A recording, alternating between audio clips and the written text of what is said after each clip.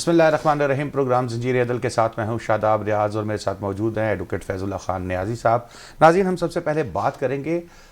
تحریک انصاف کے اراکین اسمبلی کی، قومی اسمبلی کی، جنہوں نے اسمبلی سے استعفیٰ دیا اور اس کے بعد ان کے جو ڈپٹی سپیکر تھے قاسم سوری صاحب اس وقت کے، ان کی جانب سے وہ استعفے منظور کر لیے گئے. لیکن جب حکومت چینج ہوئی، تحریک عدم اعتماد کامیاب ہوئی، راجہ پرویز اشرف صاحب جو ہیں وہ انہوں نے اسپیکر کا حلف اٹھایا اور اسپیکر کی ذمہ داریاں سنبھالی، جس کے بعد یہ کہا گیا کہ یہ طریقہ کار درست نہیں ہے. درست طریقہ کار یہ ہے کہ ہر رکن اسمبلی کو اپنے ہاتھ سے لکھا ہوا استعفیٰ جو ہے وہ اسپیکر کے سامنے چیمبر میں پیش ہو کر اس کے روبرو ایکسیپٹ کرنا ہوگا کہ وہ استعفیٰ دینا چاہ رہے ہیں، جس کے بعد استعفیٰ منظور کیا جائے گا. لیکن اسپیکر کی جانب سے بار بار نہیں بلکہ ابھی تک تو ایک بار نوٹس جاری کیا گیا ہے، اس میں ان کو ڈیٹ دی گئی کہ آپ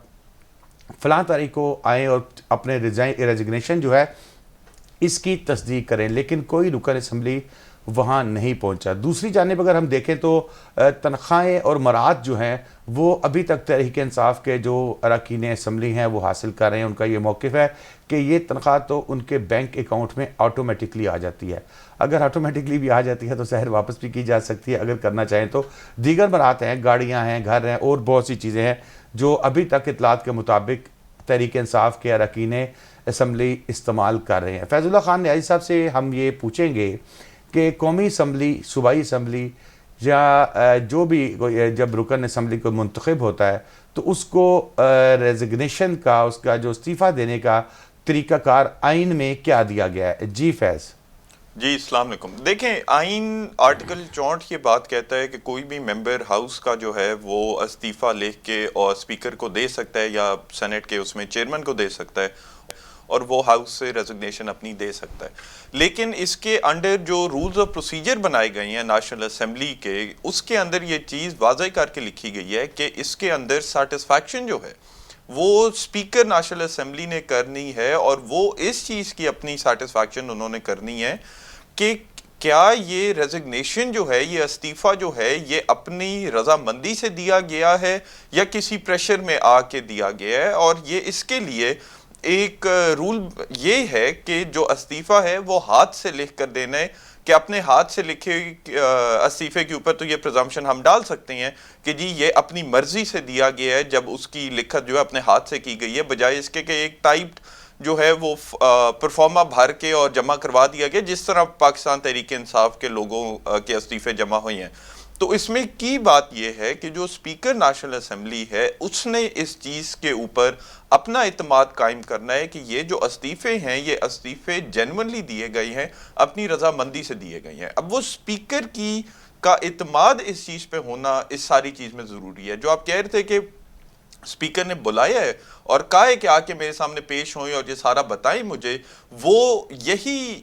رولز آف پروسیجر جو ہیں وہ ان کے اوپر اسپیکر نیشنل اسمبلی جو ہیں وہ عمل کر رہی ہیں کہ وہ ان کو بلا کر کہہ رہی ہیں کہ میرے پاس آ کے مجھے یہ بیان دیں، مجھے اس بات پہ سیٹسفائی کریں کہ یہ آپ نے اپنی رضامندی سے دی ہیں. جب تک وہ رضامندی اسپیکر کو نہیں نظر آتی تب تک اسپیکر کے اوپر یہ واجب نہیں ہے کہ وہ یہ استعفے جو ہیں یہ قبول کرے ممبرس. اچھا، ایک چیز فیض اللہ، کہ اگر جیسے اسپیکر صاحب کی جانب سے طلب کیا گیا تھا اراکین اسمبلی کو کہ بھئی اپنے استعفوں کی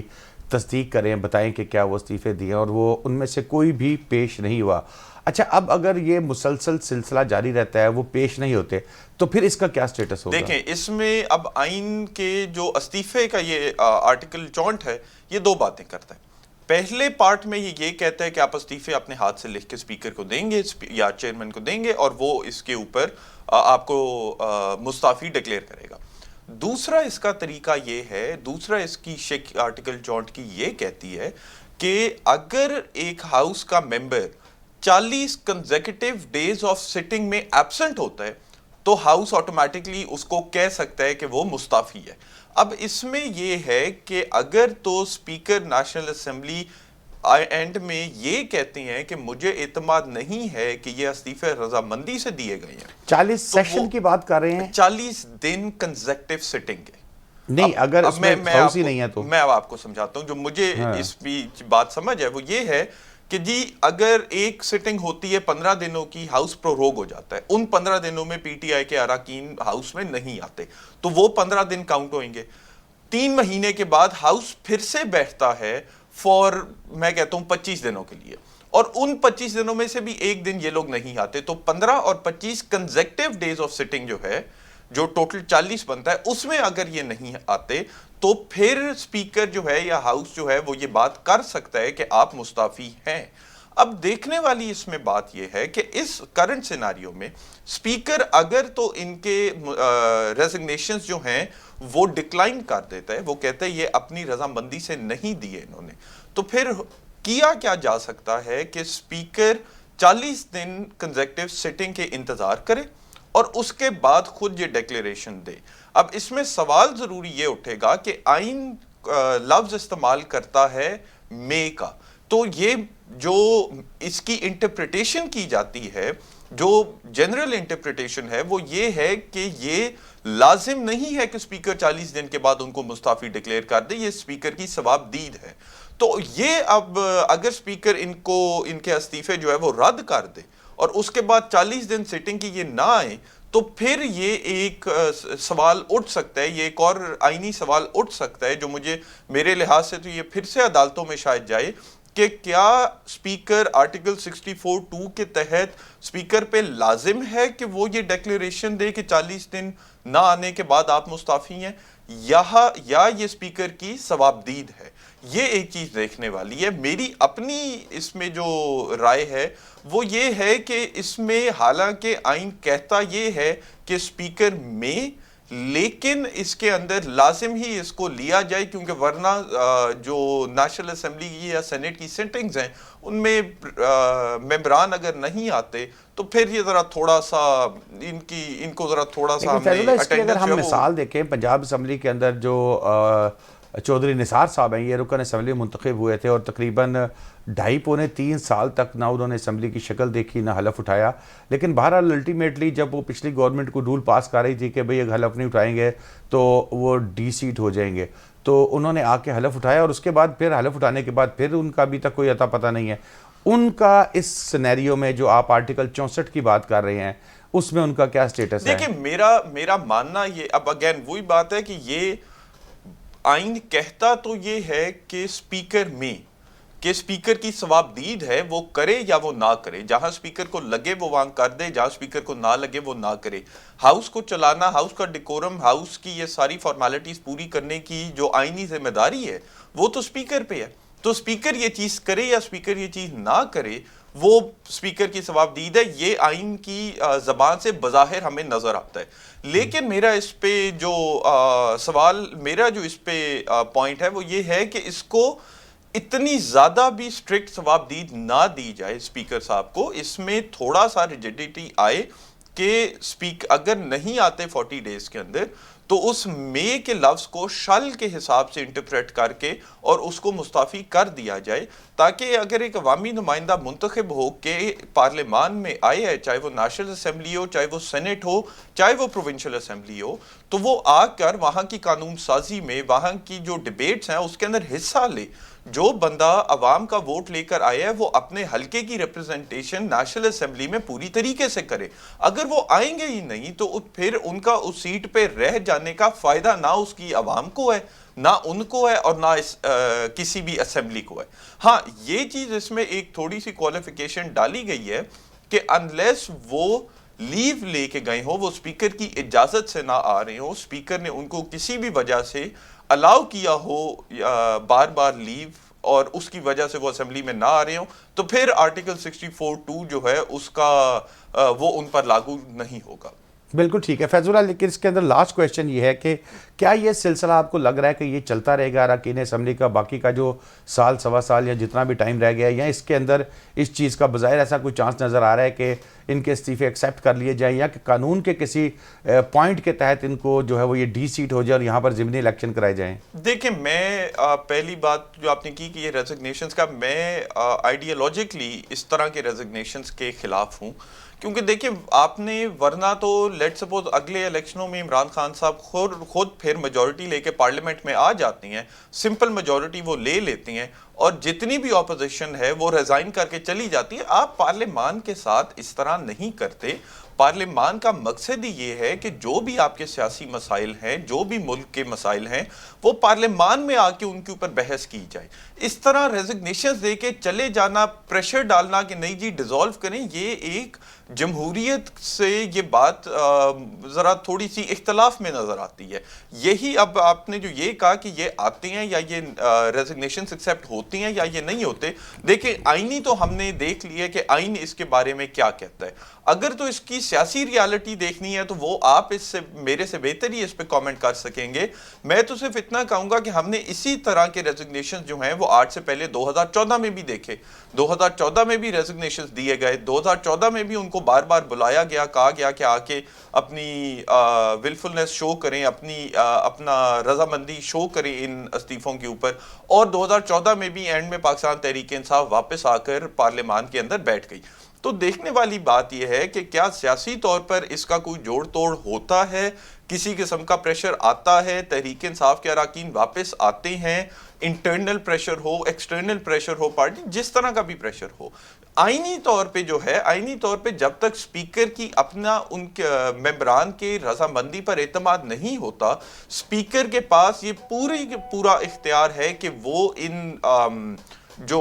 استعفے ہیں ان کو رد کر کے اور ان کو واپس کال دے کے پارلیمنٹ کے اندر. بالکل ٹھیک ہے فیض اللہ، بریک لیتے ہیں، بریک کے بعد واپس آئیں گے. تو ایک اور انتہائی اہم کیس جو اس سپریم لاہور ہائی کورٹ میں بھی کچھ اس کے پوائنٹس زیر سماعت ہیں، جبکہ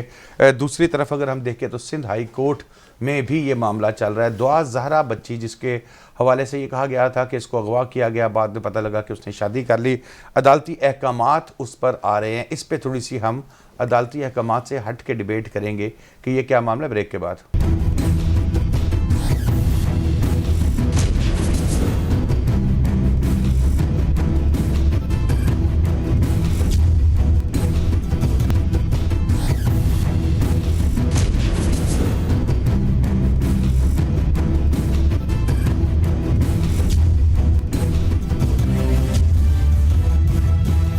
ویلکم بیک ناظرین. جی فیض اللہ، دعا زہرا کا کیس جو ہے وہ کراچی سے بچی اغوا ہوئی تھی یا گھر چھوڑ کے بھاگی تھی، یہ معاملہ جو ہے وہ چلا، اس نے یہاں پر آ کے شادی کر لی اور اس کے بعد اس کے والدین کی چیخ و پکار تڑپ ہم لوگوں نے اپنی اسکرینوں پہ دیکھی. لیکن قانون جو ہے نا یہ بڑا بے رحم کہہ لیں، قانون ہوتا ہے، یہ اس چیز کو جذبات کو نہیں دیکھتا. جی فیض اللہ کیا کہیں گے دعا زہرا کے حوالے سے؟ کہا جا رہا ہے کہ 17 سال کی بچی ہے اور سندھ کے اندر قانون یہ ہے کہ 17 سال کی بچی سے شادی کرنا جو ہے وہ جرم ہے. اور اس پہ بھی تھوڑا سا مجھے بریف کیجئے گا کہ کیا پاکستان کے اندر تمام صوبے اپنے اپنے قوانین اس حوالے سے بنا کر بیٹھے ہیں کہ کسی میں 17 سال کا جو ہے وہ نکاح کرنا جائز ہے، کہیں پہ 18 سال کا، کہیں پہ کم، کہیں پہ زیادہ، یہ کیا سین ہے؟ دیکھیں شاداب صاحب، پہلے صرف میں ایک چھوٹا سا کامنٹ کر دوں کہ جو عدالت کے اندر یہ بات کی گئی ہے کہ دعا زہرا کی اپنی مرضی ہے وہ کدھر جائے گی اور وہ کدھر نہیں جائے گی، کس کے ساتھ جائے گی اور کس کے ساتھ نہیں جائے گی، وہ اس لیے ہے کیونکہ عدالت کے اندر جو پٹیشن فائل کی گئی تھی وہ صرف اس حد تک فائل کی گئی تھی کہ دعا زہرا کڈنیپ ہو چکی ہے، اغوا ہو گئی ہے، اس کو عدالت کے سامنے پیش کیا جائے تاکہ وہ اپنے ماں باپ کے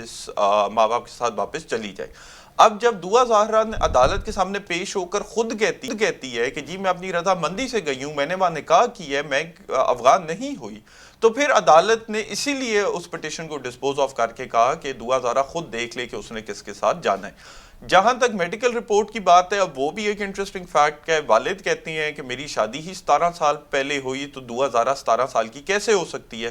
وہ کہتے ہیں کہ جی ایجوکیشنل ریکارڈز کے حساب سے دعا زہرا جو ہے وہ 14 سال کی ہے. تیسری چیز اب اس میں جو انٹرسٹنگ ہے وہ یہی ہے کہ کیا دعا زہرا کا جو نکاح ہوا ہے وہ جائز ہے یا وہ نہیں جائز. دیکھیں سندھ کے اندر 2014 کے اندر چائلڈ میرج ریسٹرینٹ ایکٹ جو سندھ کی تھی اس کے اندر تو یہ واضح طور پر کہہ دی ہے کہ چائلڈ وہ ہے، چاہے لڑکا چاہے لڑکی، جو 18 سال عمر سے کم ہے، اور چائلڈ میرج کے اوپر انہوں نے ریسٹرکشن لگائی ہے. دعا زہرا اگر تو 17 سال کی ہے، 14 کو چھوڑ کے اگر ہم زیوم کر لیں کہ وہ میڈیکل رپورٹ صحیح ہے اور ہم کہہ دیں کہ جی وہ 17 سال کی ہے، تو سندھ کے قوانین کے حساب سے یہ نکاح جائز نہیں ہے۔ اب اگر تو جو آپ نے پوچھا کہ قانون باقی صوبوں کا، دیکھیں پنجاب نے 1929 کی چائلڈ میرج ریسٹرینٹ ایکٹ جو ہے وہ اڈاپٹ کی، اس کے اندر جو سیناریو ہے وہ تھوڑا سا مختلف ہے۔ پنجاب کا قانون کہتا ہے کہ اگر تو آپ نے چائلڈ میرج جو ہے اس کے لیے لڑکا ہو تو 18 سال سے کم عمر، لڑکی ہو تو 16 سال سے کم عمر، تو اب اگر تو دعا زہرا 17 سال کی عمر کی ہے تو پنجاب کے قانون کے حساب سے یہ نکاح جائز ہے، اور سندھ کے قانون کے حساب سے یہ نکاح ناجائز ہے۔ اس کے اوپر اسلام آباد ہائی کورٹ پہ بھی ہم نے ایک دفعہ بات کی بھی تھی، اس شو کے اوپر بابر ستار صاحب کی ججمنٹ تھی، جو انہوں نے کہا تھا کہ نہیں، جو شادی ہے وہ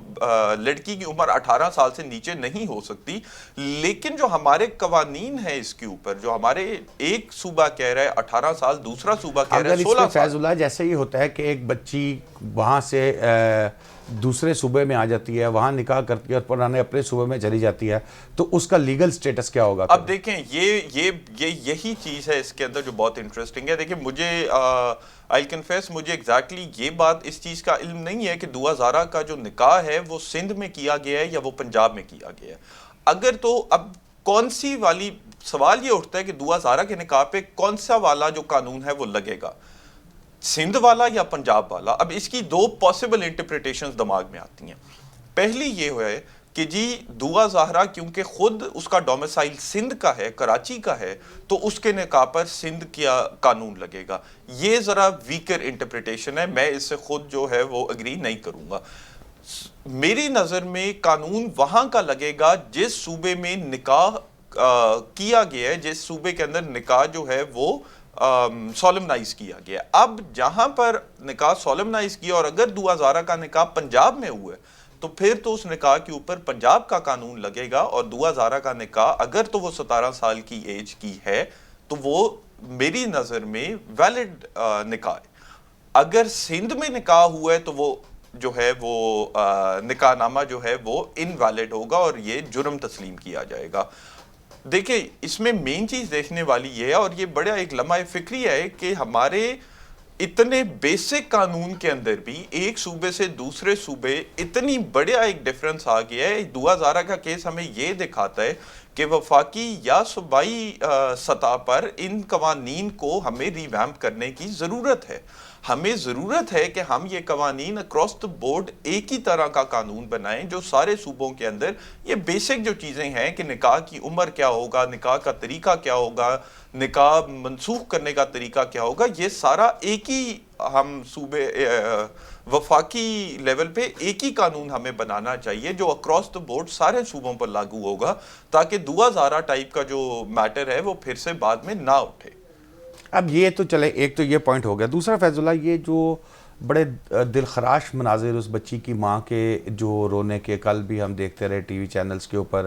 اور آج بھی چلتا رہا یہ معاملہ سارا۔ یہ دیکھیں اس پسند کی شادی کرنا یا لڑکی کی مرضی جاننا یہ تو اسلام میں بھی ہے اور ہمارے قانون بھی اس حوالے سے بالکل واضح ہیں۔ تو اب کیا کوئی نفسیاتی مسائل ہیں ان کے، کیا مسائل ہیں کہ ایک دم اس طرح وہ بچی بھی اتنی سنگ دل ہو گئی کہ اس کو اپنے ماں باپ پہ ترس نہیں آ رہا، اور ماں باپ نے بھی ظاہر ہے کوئی نہ کوئی گیپ دیا ہوگا اپنے اور اس بچی کے درمیان میں جس سے اس نے اتنا بڑا سٹیپ لے لیا؟ دیکھیں ان کے گھر کی چار دیواری میں کیا ہوا جس کے اختتام پر دعا زہرا کو دعا زہرا نے یہ کیا، جس کے اختتام پر وہ اپنے ماں باپ سے اتنی دوری آ گئی ان کے رشتے کے اندر کہ وہ خود بھی ماں باپ سے بظاہراً یہی نظر آتا ہے کہ وہ ملنا نہیں چاہتی تھی۔ اب اس کی کیا وجہ ہے کیا نہیں ہے، یہ اس کو کنکلوڈ کرنا ذرا تھوڑا سا مشکل نظر آتا ہے۔ کچھ چیزیں جو خبروں میں ہمیں نظر آتی ہیں وہ دو ہزارہ نے مجھے میں اگر غلط ہوں تو معذرت، لیکن مجھے یاد ہے خبروں میں ایک دفعہ دو ہزارہ کا یہ بیان آیا تھا، اس نے کہا کہ جی میرے والد میری شادی جو ہے میرے کزن سے کرانا چاہ رہے تھے، جس کی وجہ سے میں گھر سے بھاگی ہوں. اب اس میں کیا وجہ، کیا سچائی ہے، کیا جھوٹ ہے، یہ چیز تو آگے جا کے اگر عدالت میں آتی ہے اور ثبوت شواہد اور سٹیٹمنٹس عدالت کے اندر پیش کرنے شروع کیے تو ہمیں نظر آئے گی. لیکن یہ چیز تو بڑی، آپ کی بات صحیح ہے، لیکن جو کہ اس کی والدہ کا رونا، اس کی والدہ کے آنسو کہ میری بچی سے مجھے ملنے نہیں دیا، خیر جو خبروں میں آ رہا ہے وہ تو یہی ہے کہ سندھ ہائی کورٹ نے 10 منٹ کی میٹنگ جو ہے وہ چیمبرز کے اندر کروائی ہے دو ہزارہ اور اس کے والدین کی. لیکن اب قانون نے ایک جنرل رول لے ڈاؤن کر کے اور چل رہا ہے. اگر انڈیویجول کیسز کے لیے، ہر کیس کے لیے ہم سپریٹ قانون بنا دیں تو وہ پھر قانون رہ ہی نہیں جائے. اچھا فیض اللہ، جس طرح ابھی آپ بتا رہے تھے اس سے پہلے کہ بچی کو جو ہے اس کے پیرنٹس کے ساتھ جانے کی جو ہے وہ اپنے اس کے ہسبینڈ کے ساتھ جانے کی اس کو اجازت دی، اس کا مطلب تو یہ ہے کہ پھر وہ جو ایج کا جو تھا وہ ایکسیپٹ کر لیا گیا ہے؟ دیکھیں ایج کا ایکسیپٹ نہیں کیا. ہائی کورٹ کے اندر جب آپ پٹیشن دائر کرتے ہیں تو اس کے پیرامیٹرز فرق ہیں. آپ نے اگر ہائی کورٹ میں جا کے یہ کہا ہے کہ میری بچی اغوا ہوئی ہے تو ہائی کورٹ نے صرف اس سوال کا جواب لینا ہے کہ کیا بچی اغوا ہوئی ہے یا کیا بچی اغوا نہیں ہوئی. آپ نے اگر یہ دیکھنا ہے کہ بچی کا، دیکھیں جب تک کوئی بھی عدالت اس نکاح نامے کو سٹرائک ڈاؤن نہیں کرتی، نہیں کہتی کہ وہ نکاح نامہ غلط ہے، تب تک تو قانونی طور پہ وہ نکاح نامہ وہیں پر کھڑا ہے. اور اگر وہ نکاح نامہ قانونی طور پر وہیں پر کھڑا ہے تو پھر تو دو ہزارہ کی قانونی طور پر یہ مرضی ہے کہ وہ ماں باپ کے ساتھ جائے یا اپنے خاوند کے ساتھ جائے. اس میں کرنا میری نظر میں کیا چاہیے کہ دو ہزارہ کے والد کو اس کا نکاح نامہ چیلنج کر دینا چاہیے فار واٹ ایور ریزن، کہ یہ فورسفلی کروایا گیا ہے یا یہ ایج انڈر ایج ہے لڑکی یا جو بھی وجہ ہے، اس کی وہ استعمال کر کے دو ہزارہ کا نکاح نامہ چیلنج کرنا چاہیے، تاکہ اگر نکاح نامہ عدالت کہہ دیتی ہے کہ وہ سٹرائک ڈاؤن کر دیتی ہے اور کہہ دیتی ہے کہ یہ ایک ویلڈ نکاح نامہ نہیں ہے، یہ غیر قانونی ہے، تو پھر دو ہزارہ اپنے والدین کے ساتھ صرف جا نہیں سکتی، اس کو جانا پڑے گا اپنے والدین کے ساتھ. لیکن جب تک وہ نکاح نامہ وہاں پہ ہے، جب تک کوئی عدالت اس نکاح نامہ کو رد نہیں کر دیتی، دو ہزارہ کے پاس قانونی طور پر یہ پوری لبرٹی تھی کہ وہ اپنے والدین کے ساتھ جائے یا وہ اپنے خاوند کے ساتھ جائے. فیض اللہ یہاں بریک لیتے ہیں، بریک کے بعد آئیں گے تو ایک اور انتہائی اہم چیز ہے وہ ڈسکس کریں گے کہ ذہنی دباؤ. پاکستان میں اکثریتی لوگ جو ہیں وہ اس وقت ذہنی دباؤ کا شکار ہیں، اور یہ ایک ایسی بیماری ہے جس کا بظاہر کچھ نظر بھی نہیں آتا، لیکن اندر ہی اندر انسان جو ہے وہ گھٹتا جاتا ہے. ڈاکٹر عامر لیاقت حسین جو ہے رکن قومی اسمبلی، ان کو بھی ہم ڈسکس کریں گے. ان کی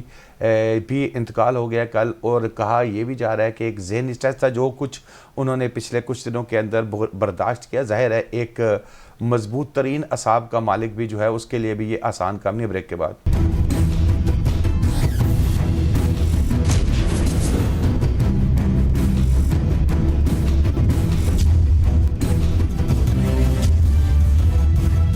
ویلکم بیک ناظرین. جی فیض اللہ، آپ ذہنی دباؤ، اسکول، تربیت، اس کے حوالے سے جو بات کر رہے تھے، پہلے آپ وہ تھوڑا سا بریف کر دیں. دیکھیں میری جو آپ سے بات ہو رہی تھی وہ یہی وہ بڑی سمپل سا پوائنٹ تھا کہ ہمارے اسکولز میں، ہمارے کالجز میں، یا جو ہمارے پروفیشنل کافی زیادہ ادارے ہیں جن کے اندر آپ کو نظر آتا ہے کہ بظاہر ان پیشوں کے اندر کام کرنے والے لوگوں کے اوپر ذہنی دباؤ بہت زیادہ ہے. یہ ایک چیز شاید اب قانون کے اندر میری نظر میں لا لینی چاہیے اور قانون سازی اس کے اوپر کر لینی چاہیے وفاقی اور صوبائی سطح پر،